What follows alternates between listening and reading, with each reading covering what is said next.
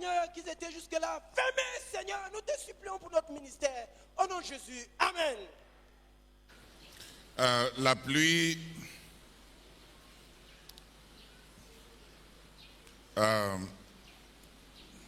on va revenir demain parce que je veux vraiment qu'on prie. Relis le message sous ces formes résumées que j'ai fait là, pour qu'on prie avec fardeau. Un réveil sans précédent qui touche à ces 4 domaines, non, à ces 5 domaines, de manière générale, à tous les départements, à tous les dirigeants, à tout le peuple. Particulièrement à nos missionnaires et au champ de mission. Troisièmement, pour rendre disponibles des finances à travers trois grands fleuves, pistes. On ne va pas dire pistes. Pistes, c'est trop mince. 3 flots de finances. Un réveil qui rend disponible l'argent par ces 3 flux de finances. Un peuple qui aime Dieu, qui sont revenus à Dieu et qui donnent avec joie. Les entreprises générateurs de l'argent, génératrices, oh Seigneur. Ok. Les entreprises génératrices de revenus, on a beaucoup comme ça.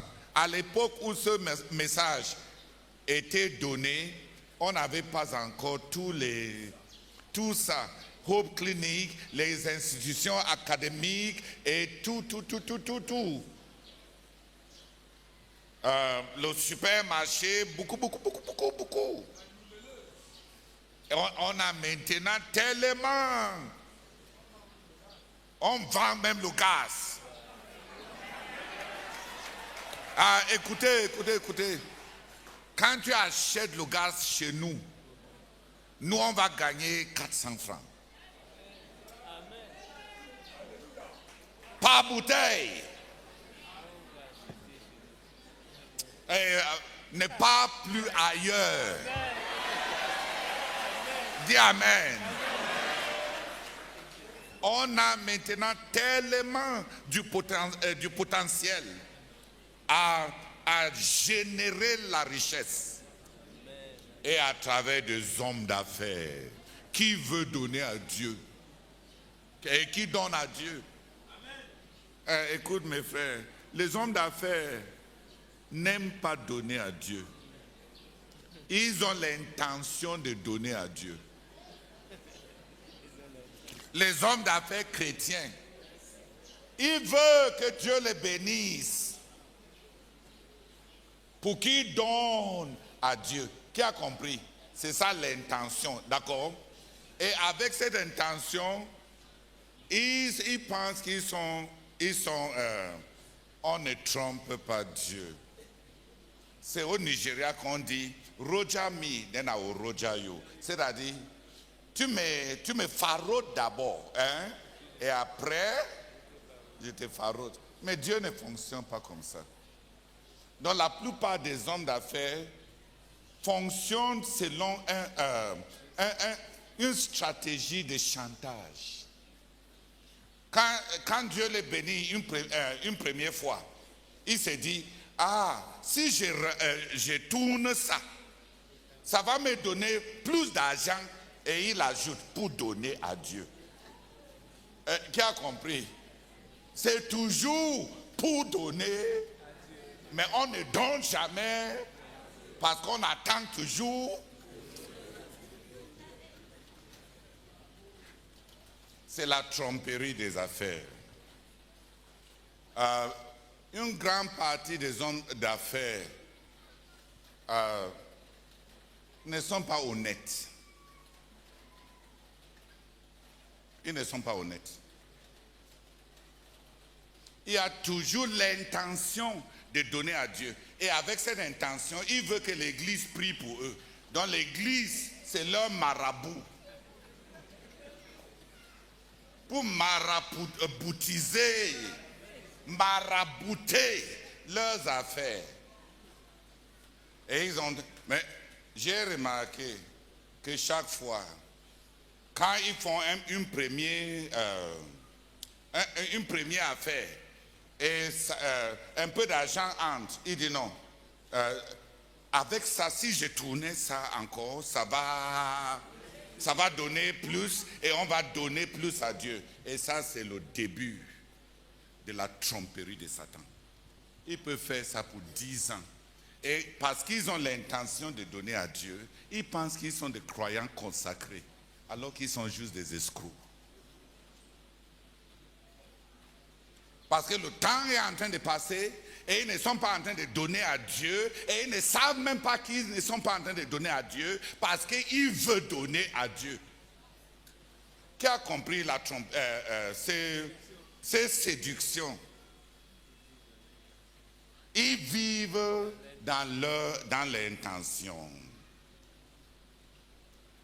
Oh non, s'il vous plaît, s'il vous plaît, s'il vous plaît. On ne jongle pas Dieu comme ça. Dis amen. On ne fait pas comme ça.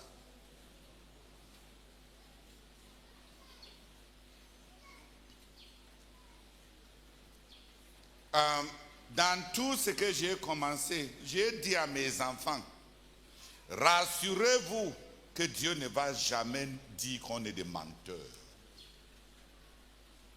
Donc quand on a commencé les champs de plantains, les premiers plantains, ce n'est pas notre maison qui a mangé ça. J'ai distribué ça aux dirigeants du quartier général.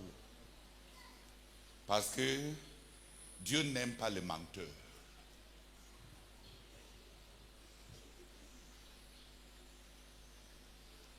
Oh Seigneur,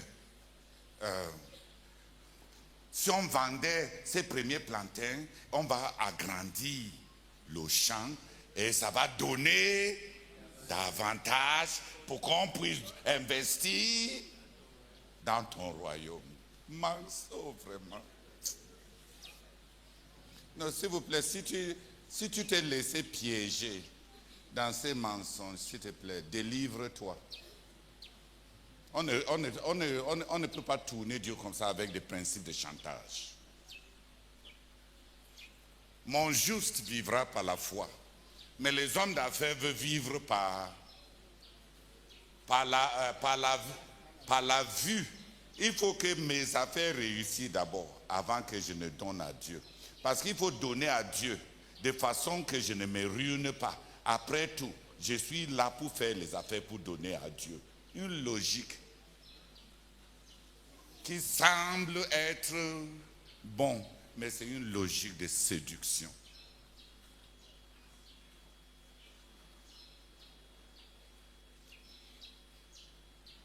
Donc ils bouffent les dîmes, ils bouffent les offrandes et ils ont l'air consacrés parce qu'ils disent toujours, je veux donner, je veux donner, je veux donner. Seigneur, tu sais que tout ce que j'ai, c'est pour toi. Mais le Seigneur ne voit pas.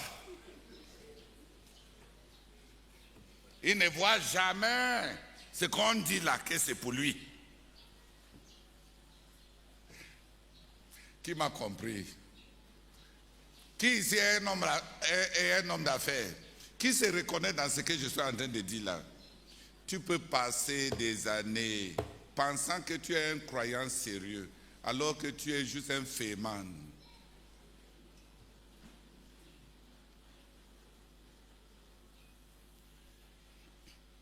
Même les gens du monde, ils rentrent quand même donner un peu d'argent à ceux qui les ont donné le business. Donc quand tu fais comme les gens du monde, tu reviens donner à Dieu seulement quand il t'a vraiment beaucoup béni. Comment tu vas faire les affaires avec Dieu? Mon juste vivra par la foi.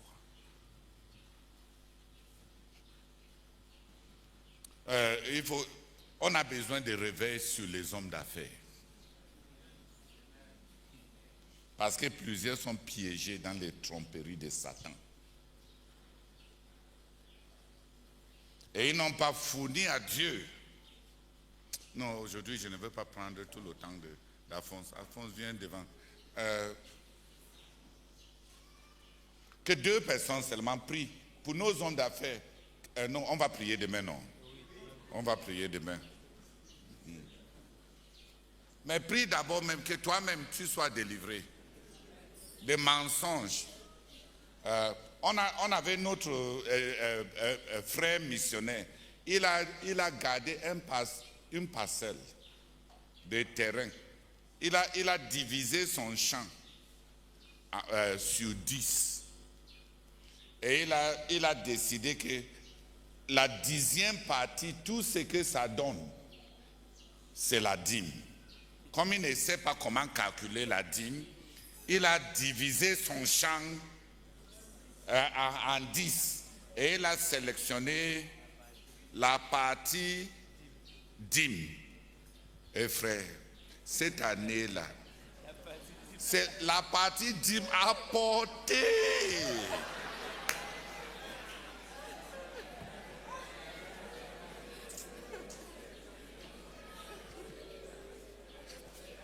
Maintenant là,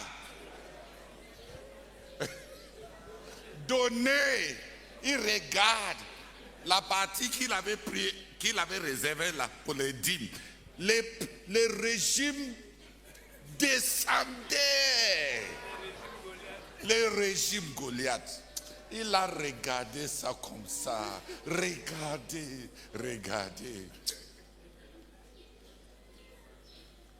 Il a décidé que le Seigneur comprend.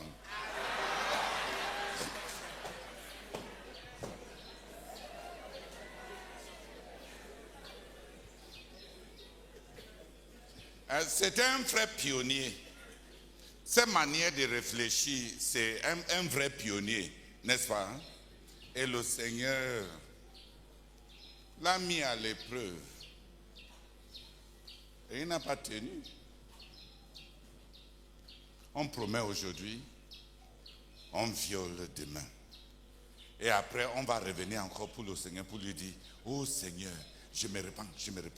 Fais encore en sorte que l'année prochaine, la partie dîme encore donne. Tu vas jouer Zolo à Dieu combien de fois? Que 2 personnes viennent prier pour que Dieu nous sauve de toutes ces tromperies et on finit par entrer dans des fourchettes où on n'émerge pas. Il y a un de mes vieux disciples missionnaires ici, dans la salle. Il a cultivé les macabos. L'école de la connaissance et du service de Dieu lui a demandé, on va acheter tous les macabos pour l'UMPJ, pour l'école de la connaissance et du service de Dieu. Et il a dit non, les Gabonais viennent. Et les Gabonais payent bien. Et frère, une semaine ou un mois après, le feu a brûlé tous aux champs de macabou.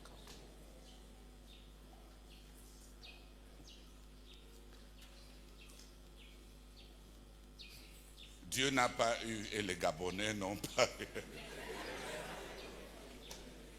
eu. Les Gabonais n'ont rien eu. Et même maintenant, depuis que ces frères, ils ont commencé les escroqueries des macabos. Maintenant, trouver un macabo ici à l'est est devenu comme de l'or. Les macabos qui étaient la culture le plus facile ici à l'est, qui a trouvé que maintenant qu'on ne voit même pas les macabos, on ne les voit même pas. C'est nos frères, ils savent ce qu'ils ont fait. Le macabo de l'Est aurait pu bâtir le royaume de Dieu. Je ne sais pas pourquoi on est un peuple si... Que 2 personnes viennent prier. Je ne pense pas qu'on connaît Dieu.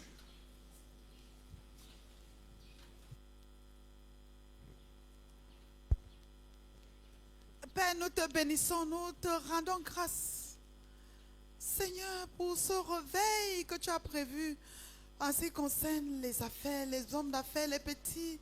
Oh Dieu, qui deviendront des grands. Un réveil dans les finances. Oh Seigneur, nous prions que tu nous